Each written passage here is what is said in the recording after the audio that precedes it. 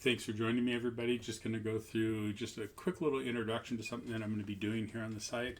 The Astronomical League of Observing Guides, intro to some coming reviews that I'm going to do. For the last 26 plus years of my observing, I've used several of the Astronomical League programs to enhance my observing pleasure and to enhance my own observing skills, so to speak. I've completed 12 of them. Using the online data information and downloaded them into Google Sheets and then done all my observation recording there. So I have them. I guess at some point I need to submit them and get my master's certificate. I've done on Easy Astronomy here. I provided a link to that program if you're interested in doing that.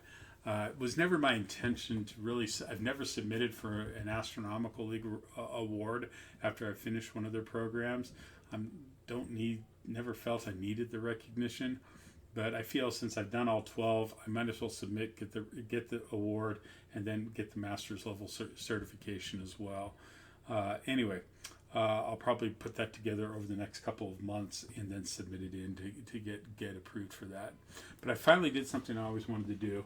I ordered, as you can see, both in the image and here, several of their guides, and I have another order that I just placed that should come soon within the next couple of weeks, so we'll share on that.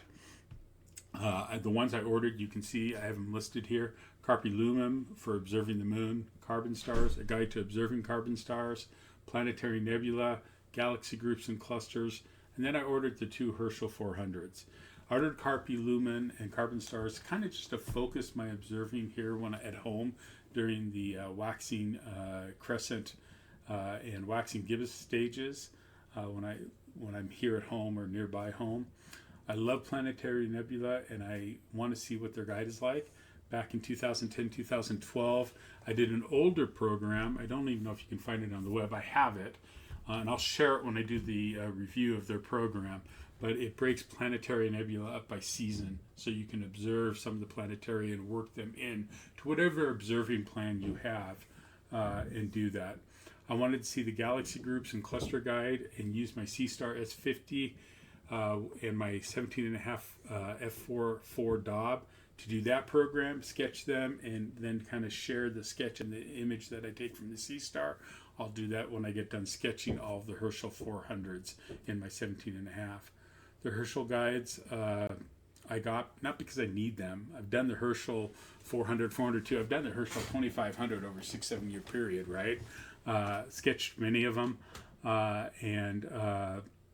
Anyway, I'm not going to redo the 2500. That was a huge commitment. But I do feel the Herschel 400 and 402 are a backbone to becoming a very experienced observer. And also, I got to be honest with you, it's a little fun. I'm having a load of fun revisiting the 400 right now, the initial 400, and sketching them, especially at dark sites. Anyway, perhaps it's not fun to do all 2500, but at least the 400 and the 402, I think if you're really serious about observing, you should be doing that. My purpose will be to review each guide independently, share that review here, and provide insights into the guides. They're positive in areas where perhaps they can be enhanced. I just ordered, like I said, a few more. They'll be coming the next little bit. I just wish to give you I wish they just gave you a digital copy, but I understand why they don't. So over the coming days, look forward to a review of each of these and my take on whether you should include them with your own observing or imaging observing plans. And you probably hear my grandkids in the background. So I need to get going. Got a busy day ahead of me. Got a lot to clean out in the garage and get my swim in. So we'll catch you soon. Thanks for joining me.